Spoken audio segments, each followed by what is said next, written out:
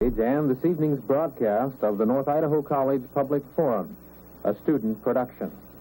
Your moderator is North Idaho College political scientist Tony Stewart.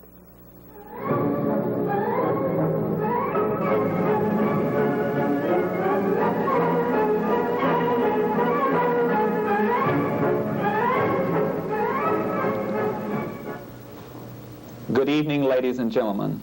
On behalf of our panel, it is a pleasure to welcome you to our program and to also give a very warm welcome to our very distinguished guest for the evening. Our guest is Dr. Nathaniel Wagner. At the present time, Dr. Wagner serves as a professor of psychology and obstetrics and gynecology at the University of Washington, Seattle, Washington. He also serves as director of clinical training of the Department of Psychology at that institution. Dr. Wagner was born in Brooklyn, New York, and received a Bachelor of Arts degree from Long Island University, and he also holds a Master of Arts and a PhD in the fields of psychology from Columbia University.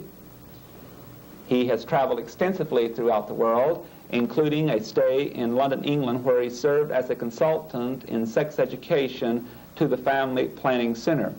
He has also traveled extensively in Asia, dealing with the same subject. Dr. Wagner has been on campus with us today to discuss the whole question of human sexuality with the student body of North Idaho College. He is most gracious to be with us this evening to discuss the entire field of sex education on our program. Dr. Wagner, it is with very special privilege that we have you with us, and I want to welcome you to the program. Thank you. It's good to be here. I also feel most delighted to welcome back one of our regular panel members. To my far left is Mary Lou Reed. Mary Lou Reed holds a bachelor's degree from Mills College in California and did graduate work in theology religion at Columbia University in New York City. Mary Lou, welcome back. Thank you, Tony. Also, it is with an honor that I welcome once again a visiting panel member, Peggy Fedge. Ms. Fedge holds a bachelor's degree from the University of North Dakota and two master's degrees, one in the field of foreign languages and one in the field of counseling from Washington State University, and at the present time serves on the counseling staff of North Idaho College. Peggy, welcome. Thank you, Tony. We'll proceed to questions at once, and the first series will come from Mary Lou Reed. Dr. Wagner, today you gave a speech to the students at North Idaho College entitled An Historical Perspective to Human Sexuality. Could you, as a background to lead into our program, tell us why you chose this topic and what are the key elements of historical perspective? The problem with that is I'd like to do it again, and then all the time be gone. I feel it's enormously important that we get some perspective on where we are today. We're living, I think, in a revolutionary time concerning sexual behavior. It's changing very rapidly, and unfortunately, I believe there hasn't been the same kind of open, rational discussion of sexuality that makes it possible for people to make thoughtful and intelligent judgments about their lives. Bearing in mind that we're on television now, I would like to cite as an example how words like penis or vagina or testicles are highly emotionally charged, whereas other anatomical words like stomach, esophagus, kidney have no emotion with them at all. We can hear them without any concern. And what I tried to do today was to put in some context our traditions, where they count, what our traditions have been, how they've affected our current thinking about sexual behavior, because I think most of us have very strong feelings. It's wrong because it's wrong. But if you try to say why, we say, well, I don't know, it just is. And what I tried to do was to look at those traditions, and for America in particular, the Hebraic Christian tradition, which I am extraordinarily supportive of in a lot of ways, but when it comes to sexual behavior, that hasn't been a helpful tradition, and I try to deal with that as honestly as I know how. In terms of language, following up on your examples, is there a historical reason within the Hebraic tradition why the words themselves are so charged? Not within the Hebraic Christian tradition, because that's almost a universal. And it's really not understood why, it's striking that the slang words for sex are all terrible and you can't use them. If we did that, they'd have terrible problem. But we can say the slang words for murder, knock off, bump off, rape, even rape is an acceptable word, but rip off, all those kinds of words you can use, but the words for sex are not. I think historically, because that's true in other cultures also, it's true in China, it's true in India, that words for sexuality are not used, I think comes about historically from the need to control sexual behavior, and particularly to control female sexual behavior, in my view. So this is a cultural norm that has been developed in universal, almost universal. Maybe the only places that I know of where people are comfortable with vernacular words that don't have dirty words are the South Pacific, Tahiti, that whole part of the world where people do not have the particular kind of Western and Eastern views of the meaning of words. Well, then historically there has been a connection made between the use of the words and their actual sexuality. Do you feel that in the openness which you are advocating, that indeed once you lose the power of these words, that will in due course bring also more open sexuality? I mean, more liberal sexual. I guess my feeling is what I would really like to see is an honest discussion of sexual behavior, because you see, you can't live but you are a sexual person. Every person makes decisions. They have to. Most of us make our decisions with very little information. We make it in the back of an automobile, often wearing My Sin perfume, you know, and he wearing Score hair cream or whatever. And I guess the thing that I would feel is that the words are symbolic of our inability. I'm really not hung up on the words, because there is such a, you know, we develop a sense of taste over time. You don't eat with your fingers, you know, and we develop what are good manners. And I'm not part of the free speech movement. But what I am saying is that the words symbolize our inability to deal with the issues. And we obfuscate the issues. We don't deal with the issues. So when you talk to young people, you talk to old people like Tony and I, we growing up didn't get good information. Most of the viewing audience growing up did not get good information in relationship to the decisions we have to make. I just think people have a right to knowledge, and that people who keep knowledge from other people, that's unfortunate. And part of that is the word thing, which is one way of symbolizing that.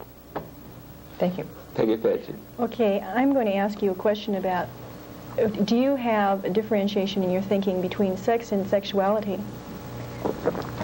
Yes, in a major way, Peggy. When we talk about sexuality, we're talking about all those components that make us men and women.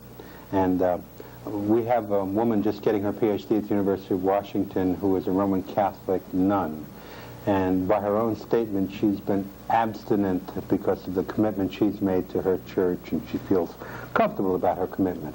But if you were to say to Mariana that she had no sexuality, she'd get very angry, because she's a woman and she feels very much a woman, and there are so many things about her that are womanly and sensitive. She's a beautiful, beautiful lady. I really love her very much. It's nice you can say you can love a nun and people don't suspect you about bad things. But at any rate, it seems to me that sexuality talks about what all that's involved with being men and women.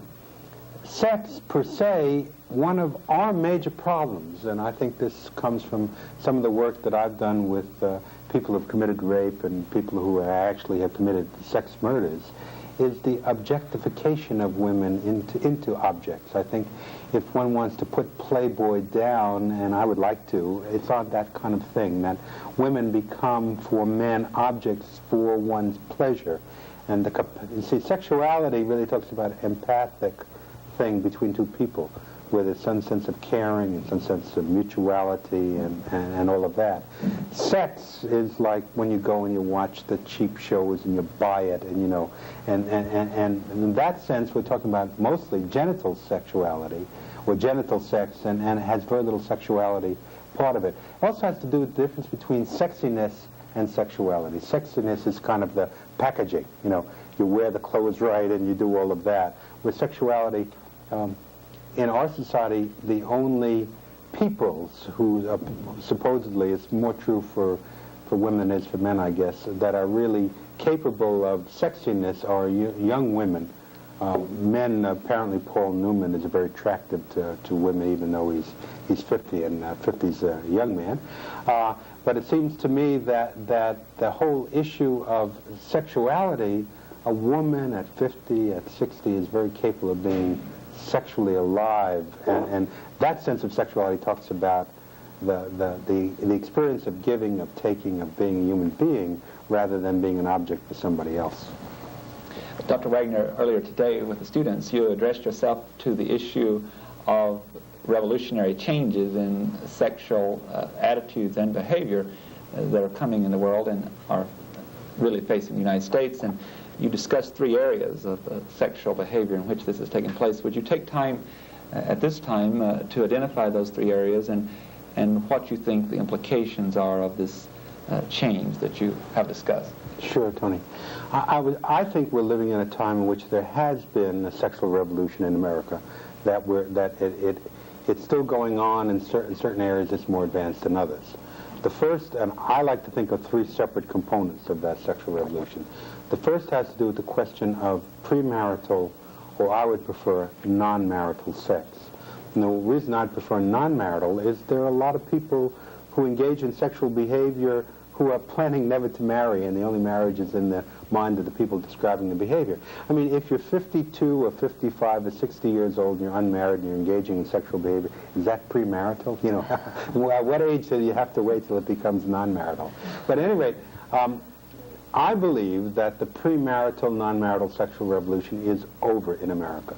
I believe that the majority of Americans feel, one, that people do not have to marry, two, that people have a right to sexual pleasure whether they're married or not.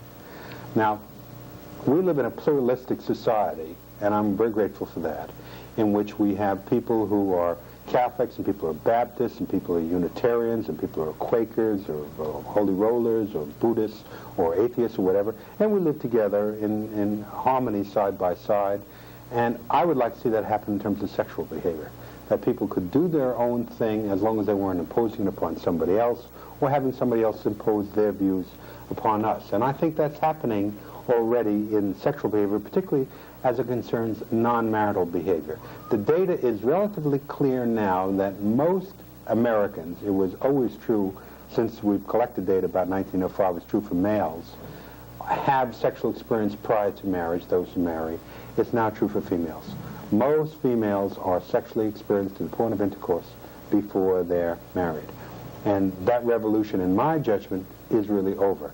And Mrs. Ford told us we need to listen to her. And, you know, although there are small minority of persons who will still hold to a virginity standard, and I don't have any problem with that. And I think you can make a fine case affirming a virginity standard if people want to do that.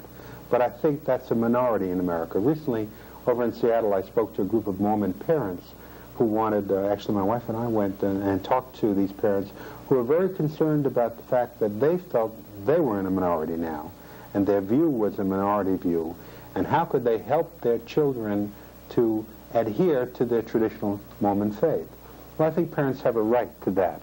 They also need to know they may not succeed. All of us, you know, if you're a Republican, your kid turns out to be a Democrat, it's a terrible thing, or whatever, or vice versa. But, you know, children have the right to grow to what they want to be, and we as parents have a right to influence them as best we know how. And I think that parents have a right to influence people. And in that regard, I'll say one more thing, Tony. It seems to me the most difficult issue that we face, and I think the most difficult issue in sexual behavior generally, is when does somebody become an adult? Because if you accept, say now in the state of Washington, we have consenting relationships between adults and private are not a matter of public law. They're legal, whatever people do, with the exception of prostitution. Whatever people want to do. Homosexual behavior in the state of Washington is legal at the present time, since July 1st, 1976. But the complicated question is, when does somebody become an adult? And I feel very strongly that a Wolfenden recommendation, which consenting relationships between adults and private makes fine sense.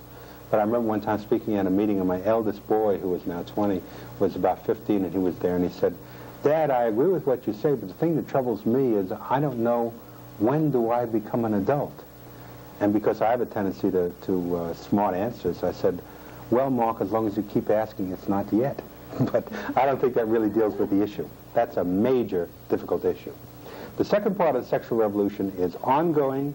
I believe in this part of the United States, in the Coeur d'Alene, Spokane area, very controversial. That is the right of homosexual persons.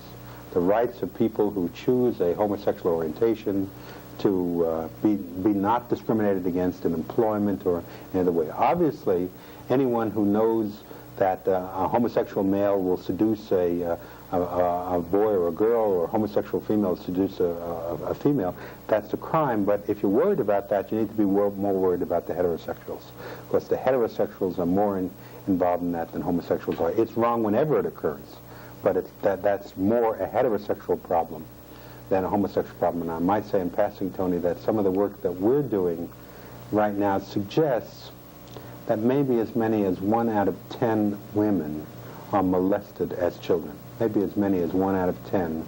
And although people have tended to say, be careful of the strangers and don't go with someone who gives you candy to go in a car, and that's true, more than 80% of the molestation of women comes about with men, adults, for whom there is a prior relationship. And sadly, it's often fathers and stepfathers and grandfathers and uncles and older brothers and babysitters and people like that.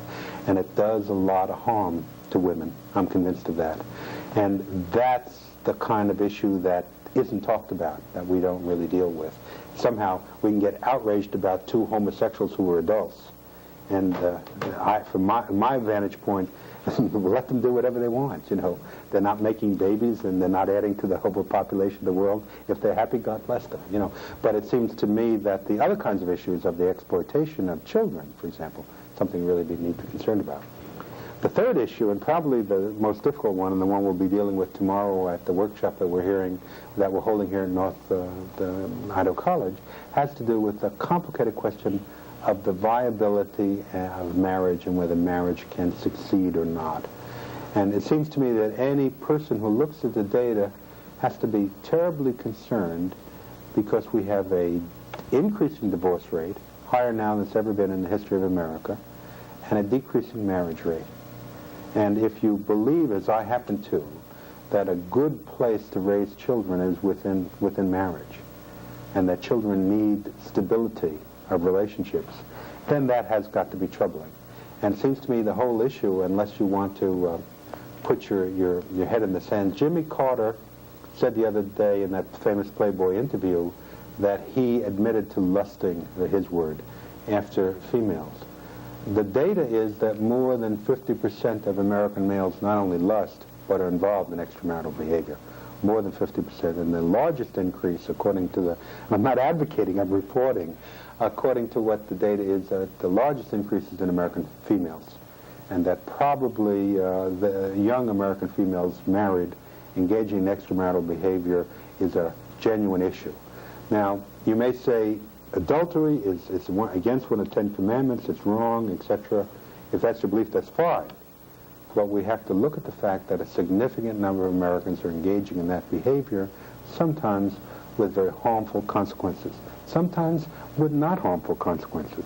Every time I say that, I have a feeling, you know, I'm going to die with a bolt of lightning hit me from someplace. But it's true. You meet people who engage in extramarital relationships, and they talk about it. And for them, and I think it's a minority, I'd underscore that it's a minority, it seems to work. Well, what are the conditions under which it works? What are the conditions under which it doesn't work? What are the risks involved? Don't married persons have a right to know that? You know, those are the kinds of issues of that third revolution that for me is the most important in a sense, because it really goes to the question of the stability of the family and whether the family is going to survive as a unit. And that seems to me, my gracious, what's more important than that? Well, can we continue with this? Can you give us some of your own reasons for why you think people are engaging in so much extramarital sex or having extramarital affairs? I'll do that, but I'm glad you said my own reasons, because what we have is we have behavior, and we know it occurs if you accept these kind of statistics, and I think they're reasonably good. Then the question is why, and the why is opinion. There's fact, and if some of the viewers are interested, the best source at this point is Morton Hunt's Sexual Behavior in the 70s. And what Morton Hunt tried to do is to replicate the Kinsey data. And most of you know that Kinsey published in 1948 his first Sexual Behavior in the Human Male, and in 1953 Sexual Behavior in the Human Female. At that time, Kinsey reported 1 out of 2 males had at least a single extramarital affair, and 1 out of 4 females. Now, the interesting, we talk about 1 out of 2 males in the Kinsey data and 1 out of 4 females, is that Kinsey published, let's talk about the males, he published that study in 1948, collected most of the data from 42 to 46. Most of the people he interviewed were grown and mature because he wanted people who could talk about their whole lives. He's talking about people who were born around 1900 or earlier, who if alive today would be about 75. So when you talk about 1 out of 2, you're not talking about a young swinging generation. You're talking about people who are essentially grandfathers if they're alive at this point. The Hunt data, as I say, in the 70s indicates the greatest increase has been in the area of females. And that's true all sexual behaviors. Females are changing the most. But at any rate, why? Personal judgment. I think a belief in the hereafter in America has decreased enormously. I think people, you know, there's a beer commercial, I don't remember the name and I don't want to plug them anyway, which says, you know, you only get one shot around, one go around in life and grab as much gusto as you can. And I think that reflects the mentality of many Americans, that whatever happiness you're going to have, it's going to be here and now. That heaven may be still talked about on Sunday morning, but as a reward for the good behavior, it has much less meaning than it does. And people really believe that they want to have whatever happiness they're going to have here. You see that in the extraordinary interest, for example, in psychology things. The whole identity movement, you look at all the books people are reading, they're really concerned with what can I do with this life to make it most useful, most happy for myself. And I think a lot of people are in marriages they don't like and they're not happy. Masters and Johnson have said that they think 50% of American marriages are sexually dysfunctional. There are sexual problems within those marriages.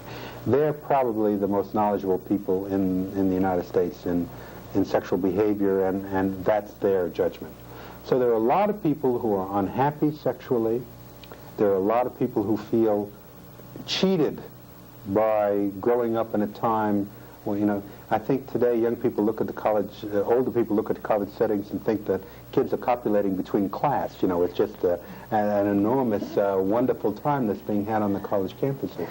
And I think that people really feel they want that kind of happiness.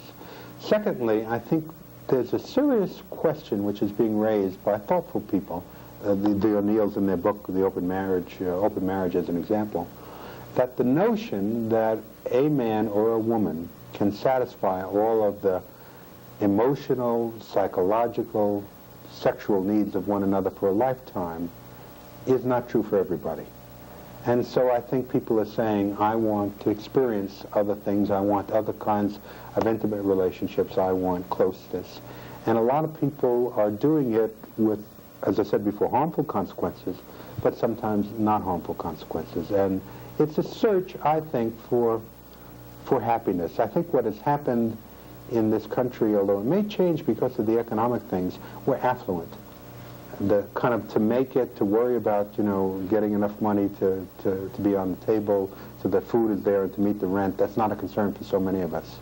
So we turn to other kinds of issues.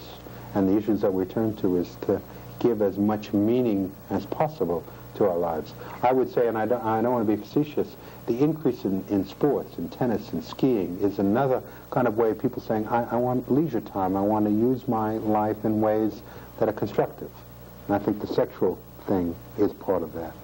The reasons that you have given are all pretty genuine. How do you feel that there are any forces at work in our particular society which are not necessarily that genuine? I think I'm thinking of advertising and sort of images that are held in front of people that to promise a life that may not be there.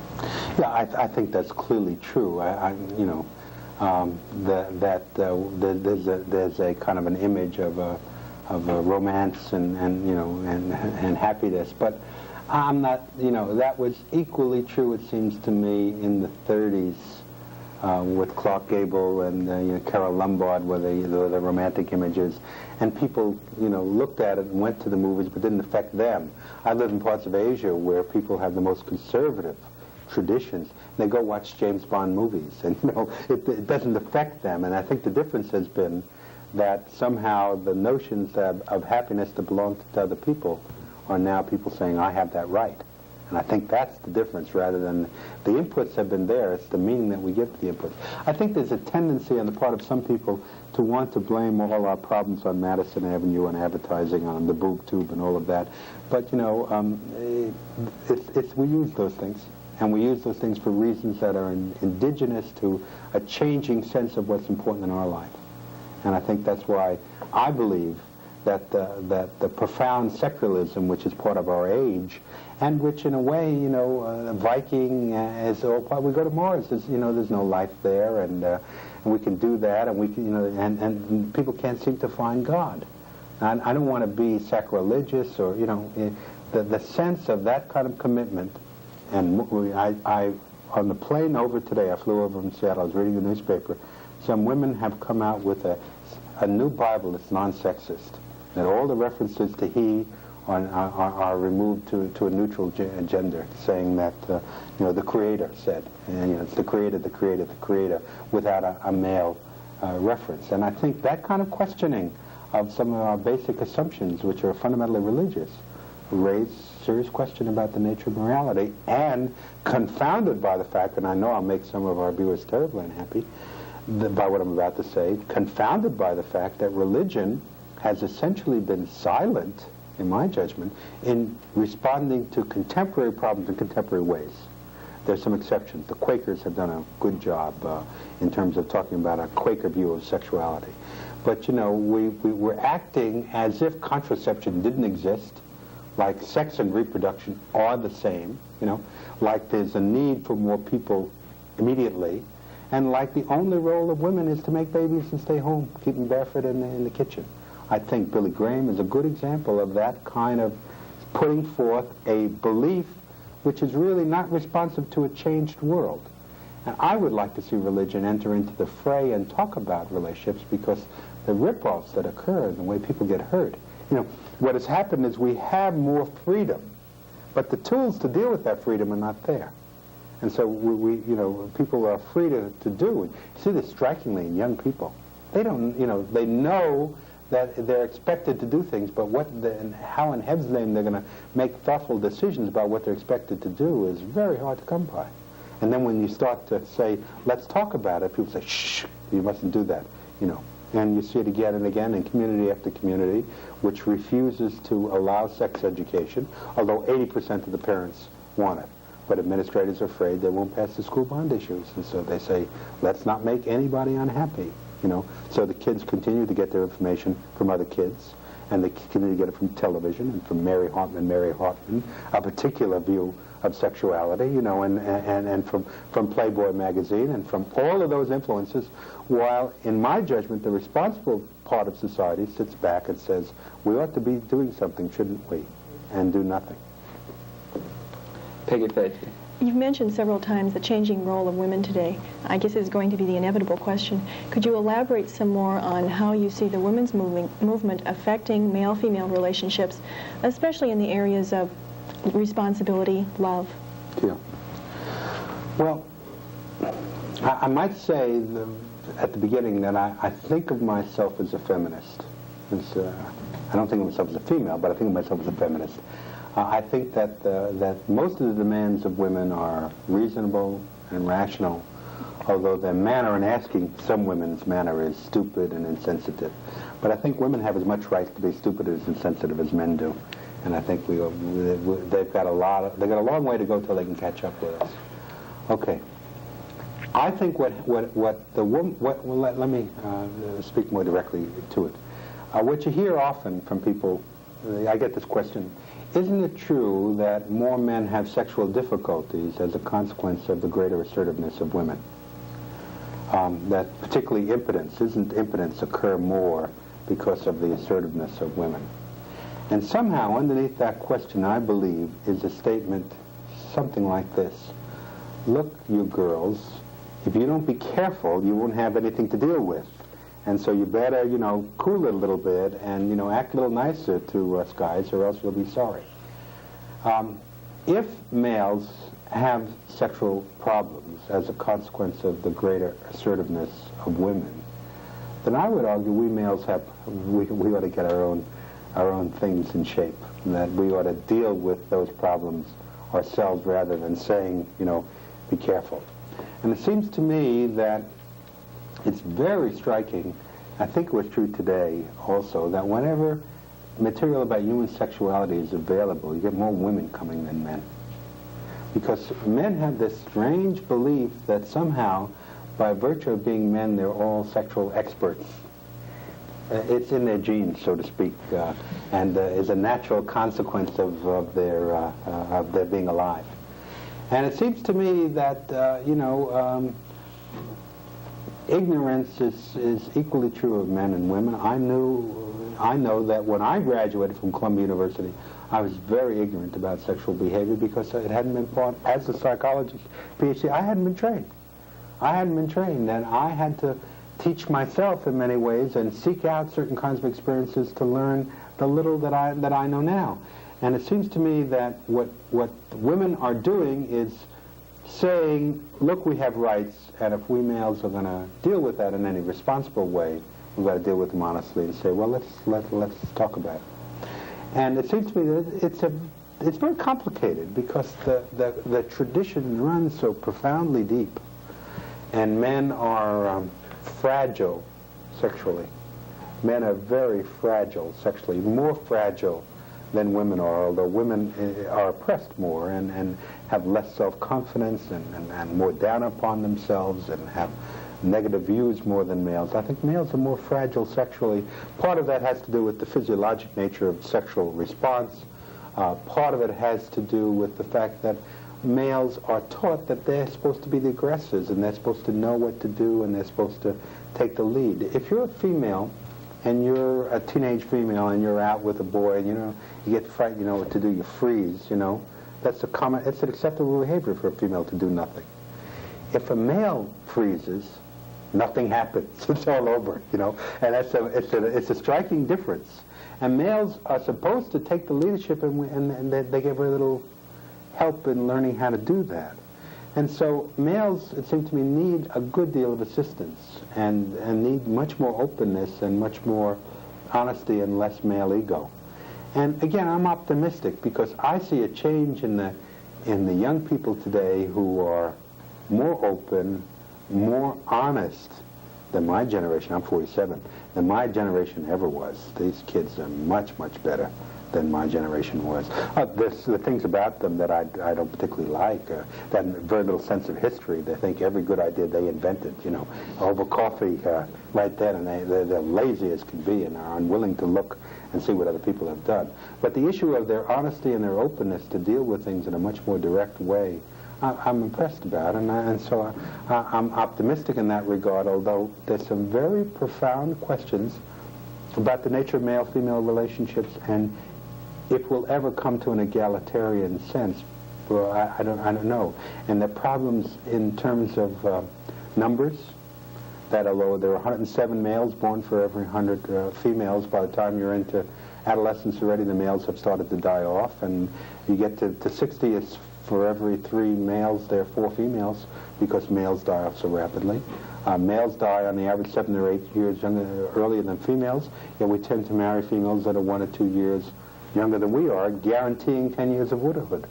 So if you see a group of older persons riding a bus, retired citizens, the women outnumber the men enormously, and that whole issue of that needs to be dealt with in some kind of thoughtful way. But to suggest to males, you see, that they should marry women who are 7 or 8 years older than they, that's crazy and reactionary and whatever.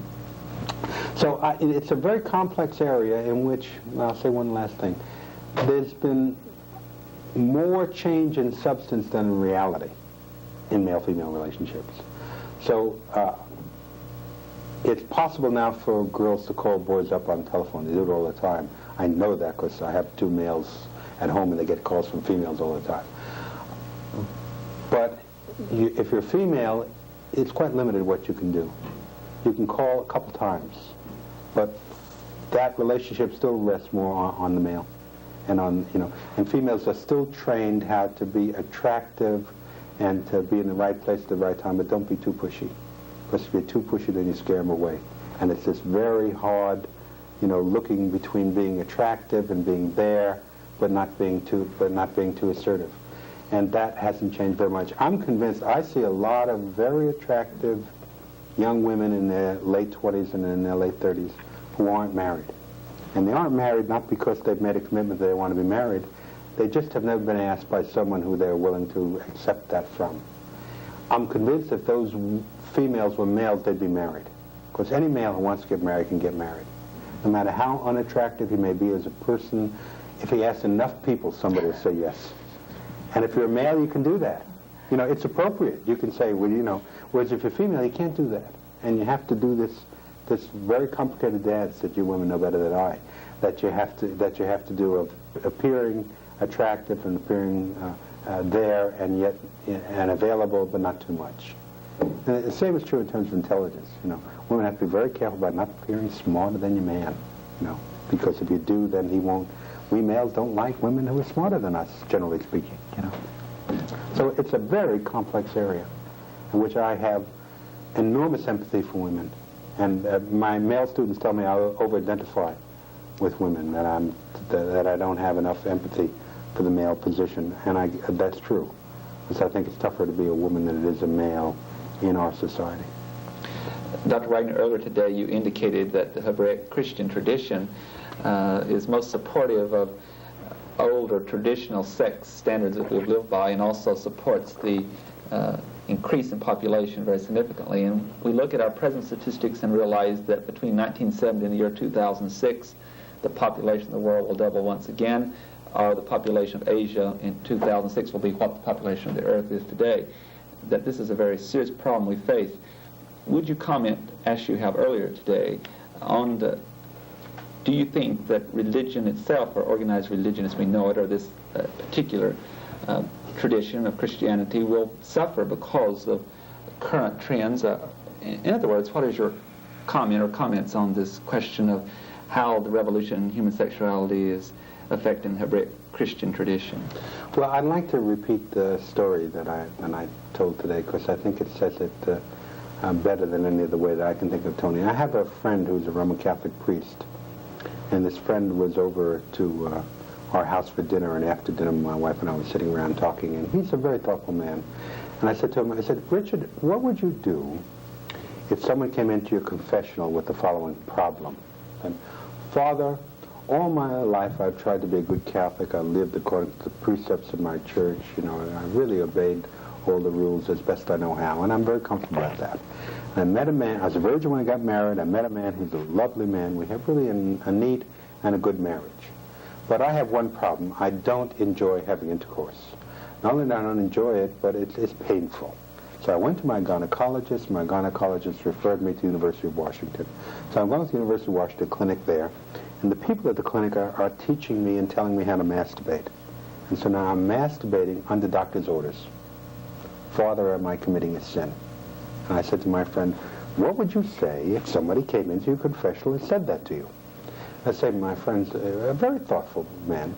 He thought for a minute, and he said, Ned, he said, we're having such trouble with contraception, abortion, the celibacy, the priesthood.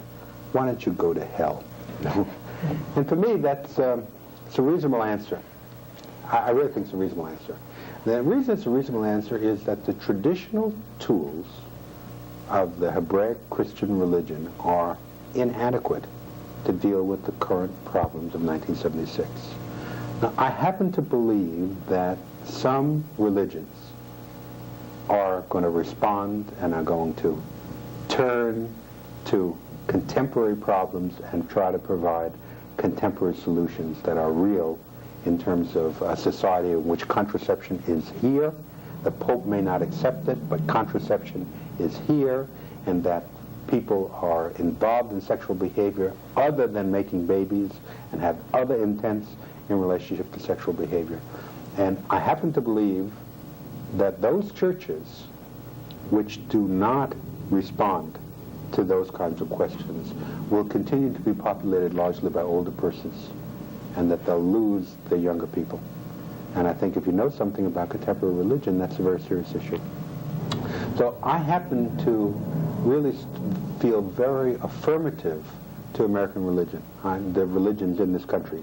Much of what is beautiful about this country really comes from that kind of caring and a kind of affirmation of freedom which have been part of the Hebraic Christian tradition. But unless we deal with sexuality in some kind of honest and thoughtful and direct kind of way, it's going to get worse. That's my view. And again, I mentioned the Quakers. The Quakers have done it beautifully. The English Quakers have a wonderful little book called Towards a Quaker View of Sex. Very thoughtful, very well stated, in my judgment. I think other the Unitarians have done a very nice job in providing materials for use with high school kids. There's a kit called About Our Sexuality, developed by the Unitarians. It's really quite good. I think other churches are really going to have to respond, and I see them doing that. The First Methodist Church in Seattle last year asked me to do a series because they're concerned about the need for the church to be responsive in this kind of area. And I think it's got to happen, or else the church will no longer be a force that deals with that aspect of people's lives. And see, very troublesome. If you're a homosexual person, you believe in God. You're a homosexual person, you believe in Jesus. Where do you go and find acceptance? Or do you have to deny something that's true about you in order to accept Jesus? It's a very complicated issue, which most traditional religions don't have any answer to. For them, homosexuals, the Pope spoke again very clearly. Homosexuality is sinful. I think historically because it doesn't make children. What kind of reason to hate somebody in 1976 because they don't make babies? Mary Lou Reed. Well, you question the viability of marriage and say that we're going through this revolution. And my question is terribly simple, but since the divorce rate is so high, I'll ask it anyway, because evidently nobody's really figured out the answers. What elements do you feel really lend towards a successful, stable marriage? What are the key things that are necessary for a good relationship? Maybe not even marriage, okay. An ongoing relationship. Well, yeah, I can try to respond to it. I'd say two things. Let me deal with it as marriage. I'd say two things. One is, one of the really serious errors I think we've made is to say there's one form of marriage and this is it. Because I think the notion that there's only one form of marriage is incorrect because there's not one form of people. And that maybe what we need is a variety of different forms of marriage instead of one form. And maybe we need different forms for different times of life. And different forms of marriage for people who decide to have children and versus those who don't have children. See, what we have is a simple form of marriage which historically, again, had to do with children and with a non-contraceptive mentality. Maybe we need more than one form. Secondly, and I can't say this powerfully enough, and I feel inadequate in terms of communicating how strongly I feel about it. Marital relationships, or any kind of relationship, only succeeds when people work at it. You have to work at any kind of relationship. And we have a belief somehow that if a relationship's really good, you don't have to do anything. The analogy seems to me that maybe clarifies this a little bit. It's like relationships are like a river. And it's as if we're in a canoe, and all you have to do is keep your paddle in the back, and sort of just steer, keep off the rocks as you go down the rapids, or down the river. Well, maybe that's a good analogy, but the reality is you're going against the stream. That instead of just steering, you have to constantly be paddling. It's hard work. And every time I say that, when my wife's around, she always looks at me, with unhappiness, but we tease about it. Because you have to work at relationships. And you see, somehow we have a belief that work has nothing to do with relationships. And relationships just flow naturally. And the concept of working at a relationship, or to even be more dramatic, what I happen to believe is true, you have to work at staying in love. Right? Now that sounds crazy. How in heaven's name can you work at staying in love?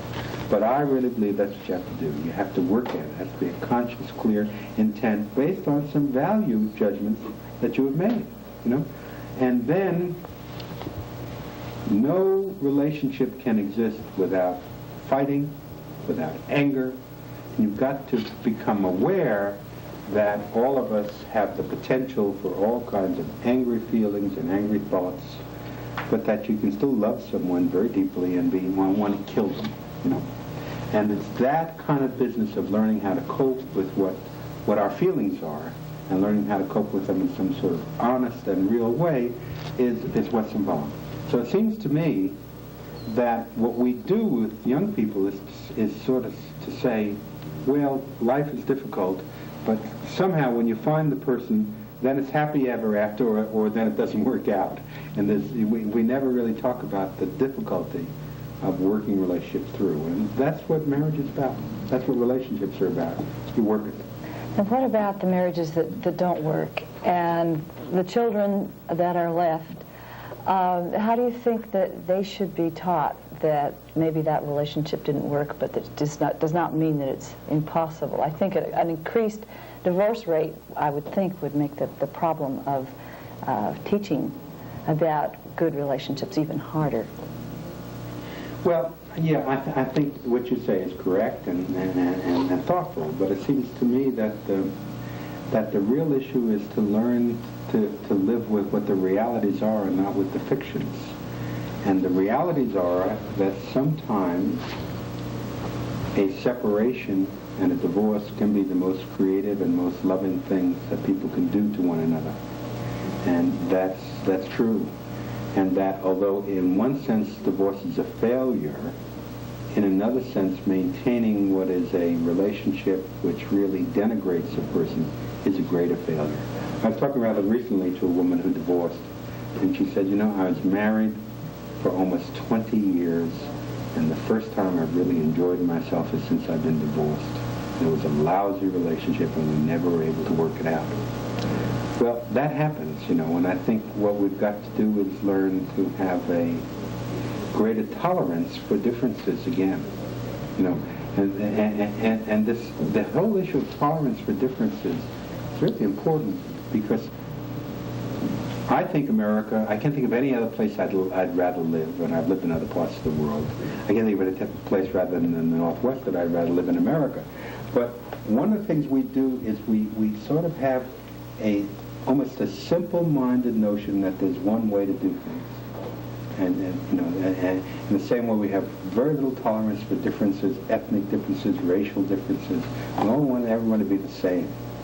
And I think we've got to have a growing tolerance for the fact that some people are not going to be able to work it out, and then they're going to have to, you know, then maybe they'll remarry and be much happier, or they will never remarry, or, you know, they'll prefer to be single, and there are a lot of alternatives for people, and not everybody has to play the same role and do it in exactly the same way. And children need to learn that also.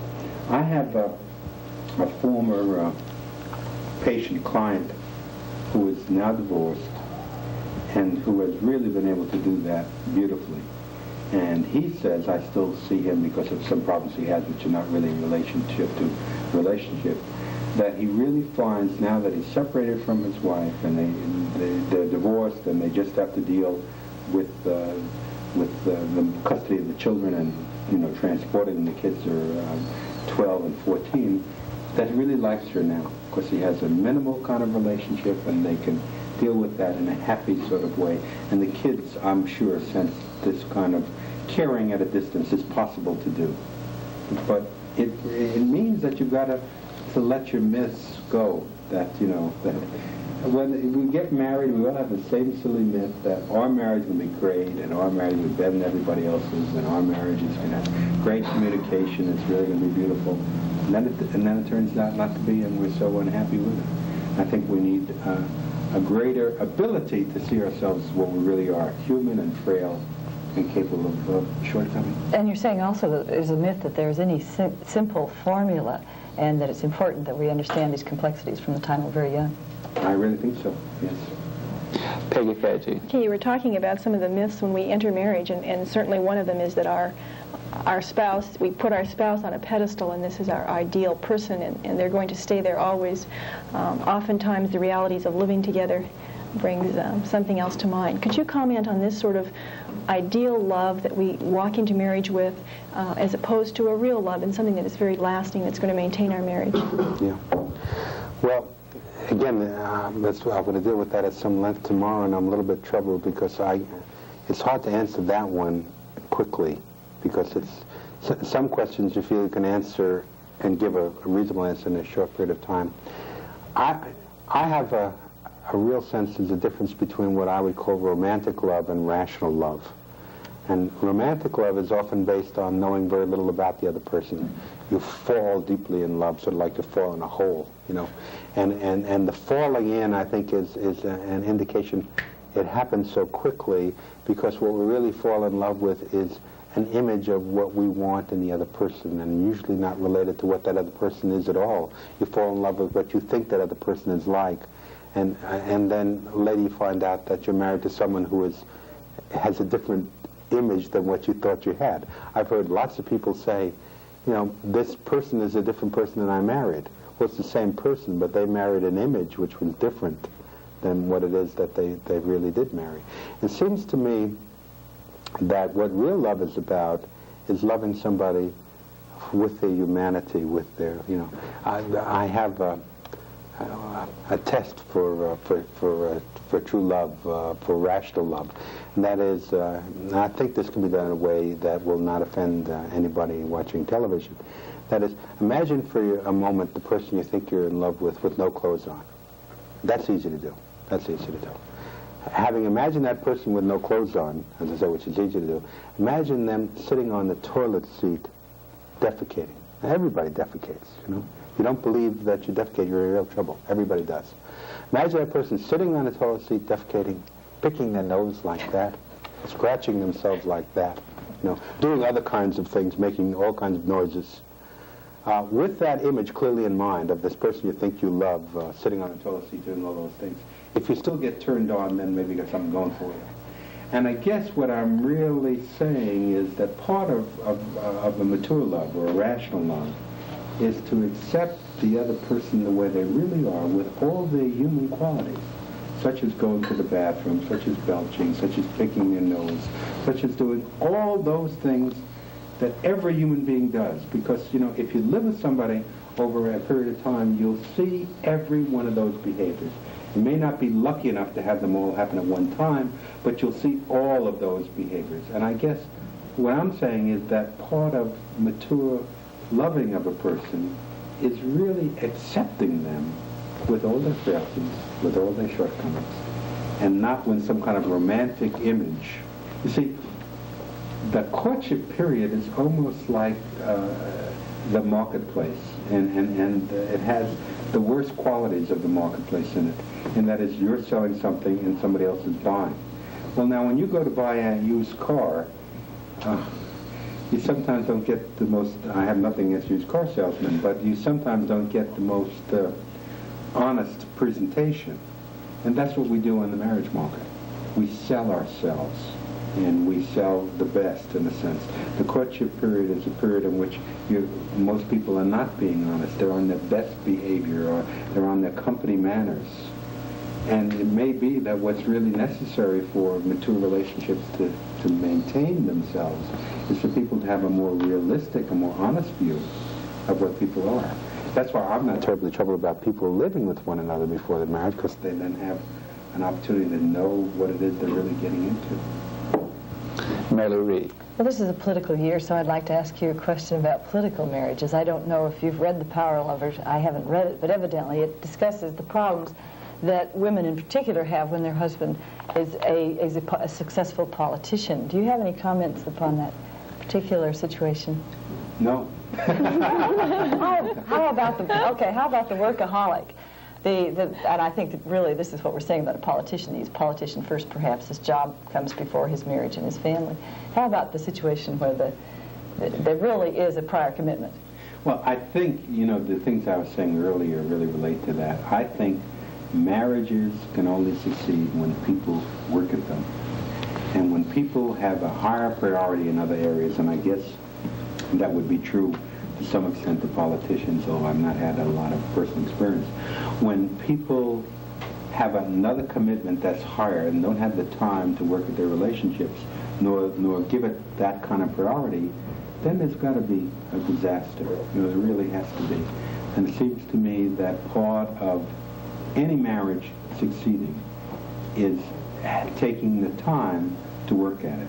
If you don't do it, your chances, you may stay together, but and see, one of the things that we see, and it's really scary, I think it's scary, is people divorce after 20 years of marriage, 22 years of marriage, and whatever. And when you look at that with any closeness, what you find is that what has really happened is people have stayed together because of the children.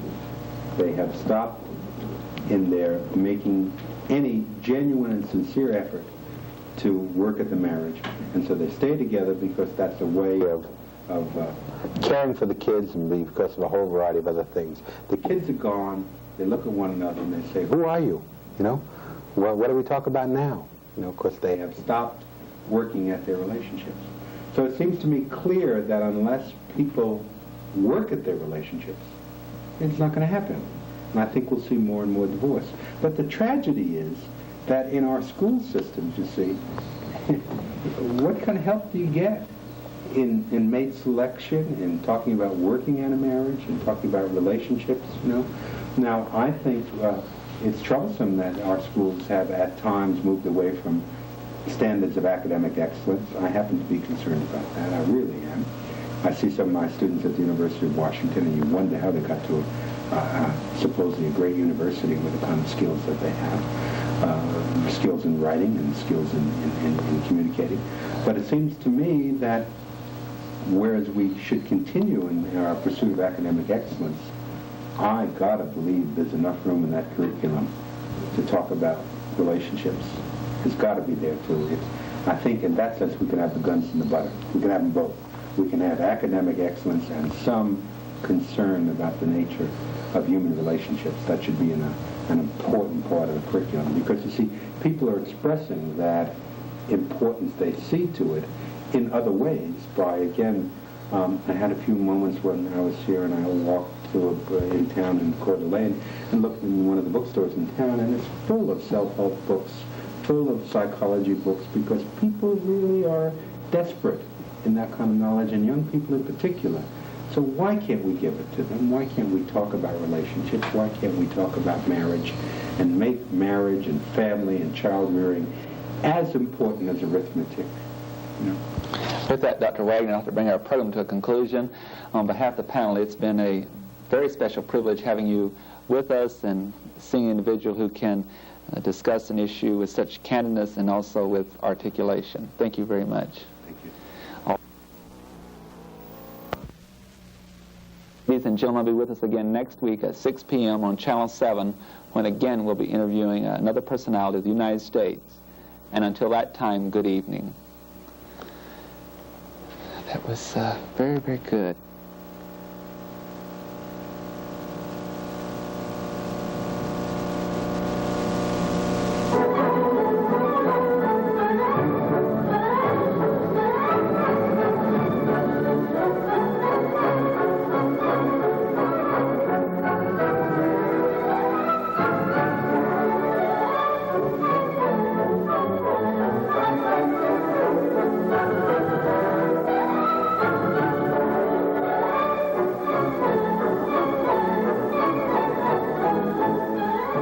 The North Idaho College Public Forum can be seen at this same time each week over this station.